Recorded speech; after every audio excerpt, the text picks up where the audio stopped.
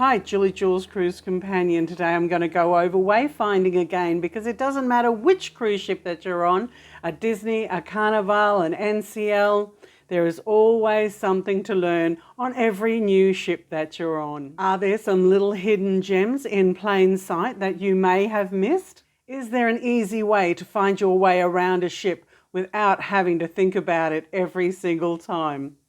Stick around and find out.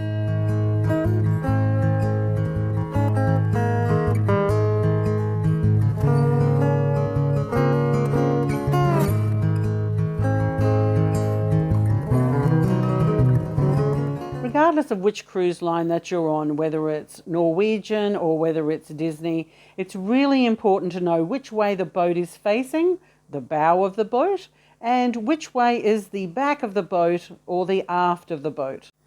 Signage and iconography is another thing in the cruising world that has a little bit of mystery to it. We just have to do a little bit of digging to find out what the signage means. For the last thing that we want to do is get onto an amazing cruise ship, not know where we are, and get lost. All cruise ships have a method of wayfinding, and on these wayfinders there is a lot of information. On this example on Coral Princess, you can see that there's the name of the deck that you're on, the side of the deck that you're on.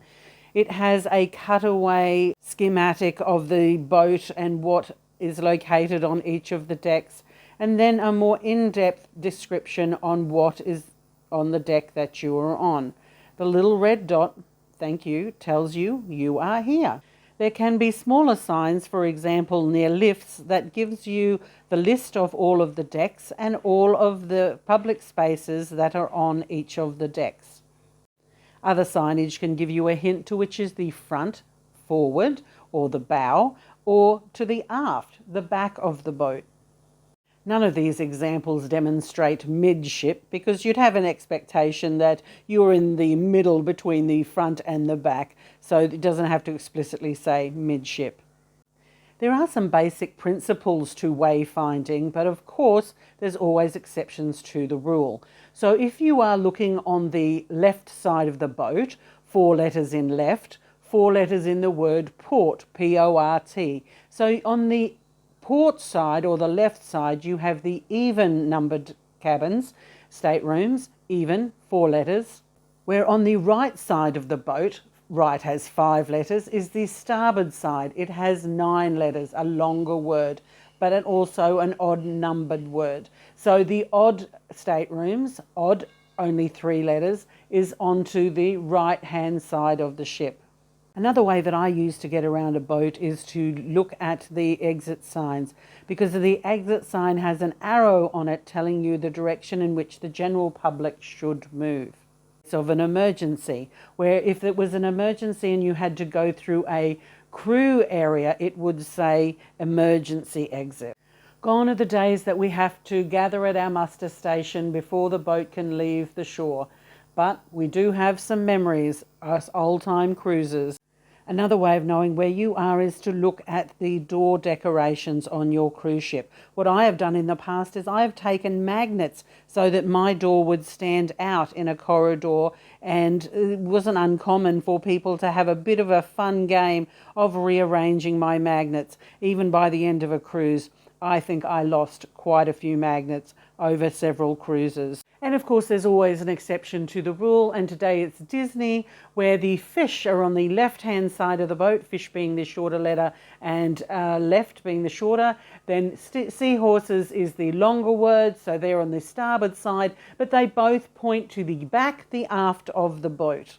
Another exception with Disney is that the even number staterooms are the outward facing staterooms, where the odd numbered staterooms are the inward facing staterooms. Disney, you're just out to trick us. When you're looking for a stateroom, sometimes it's a little difficult because there's no identifying features.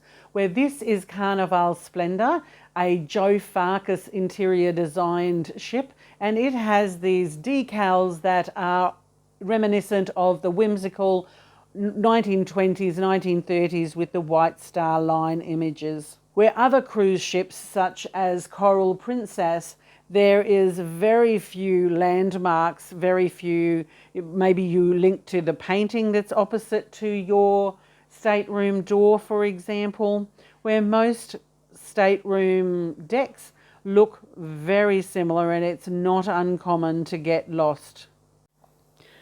The largest surface area of the ship, of course, would be the carpeted spaces, and none of these carpets give you any indication to which direction that you are travelling on the boat. But the one thing that NCL does is it has little fish on the carpet, and the fish swim towards the front of the boat. Another thing that Disney does is the map is always facing towards the front of the boat, and also the top of the star on any of the carpets also points to the front of the boat.